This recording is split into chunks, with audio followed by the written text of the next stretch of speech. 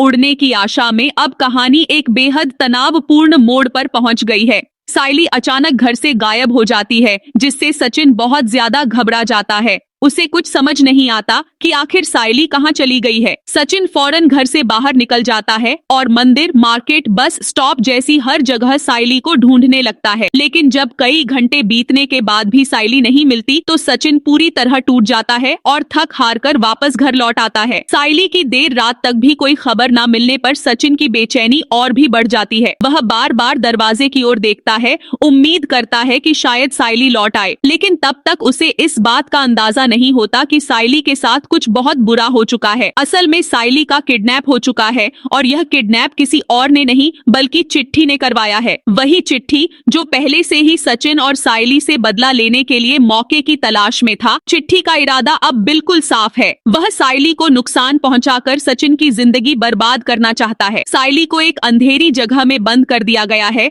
जहां चिट्ठी खुद उसके सामने आता है और बंदूक दिखाता है। सायली उसकी मंशा समझते ही डर से कांपने लगती है, लेकिन फिर भी वह हिम्मत नहीं हारती। वह चिट्ठी से पूछती है कि उसने ऐसा क्यों किया और उसे किस बात का बदला लेना है। सायली गुस्से में चिट्ठी से कहती है कि अगर सचिन को पता चल गया कि तुमने मुझे किडनैप किया है तो वह तुम्हें छोड़ने वाला नहीं है। इसी बीच सचिन को एक गुप्त सूचना मिलती है कि सायली को किडनैप करने वाले लोग चिट्ठी के आदमी हैं। सचिन बिना देरी किए सीधे चिट्ठी के अड्डे पर पहुंच जाता है, लेकिन चिट्ठी पहले से ही सचिन के आने का इंतजार कर रहा होता है। उसका प्लान है कि वह सचिन और सायली दोनों को एक साथ खत्म कर देगा और अपना बदला पूरा करेगा। चिट्ठी के अड्डे पर पहुंचते ही सचिन देखता है कि सायली को बंदूक की नोक पर रखा गया है। सचिन बौखला जाता है और चिट्ठी से साफ शब्दों में कहता है कि अगर सायली को कुछ भी हुआ तो वह उसे जान से मार देगा। लेकिन चिट्ठी के पास हथियार हैं और उसके गुंडे भी साथ में हैं, जिससे सचिन चाहकर भी कुछ नहीं कर पाता। चिट्ठी वहां मौजूद सभी लोगों के सामने सचिन का मजाक उड़ाता है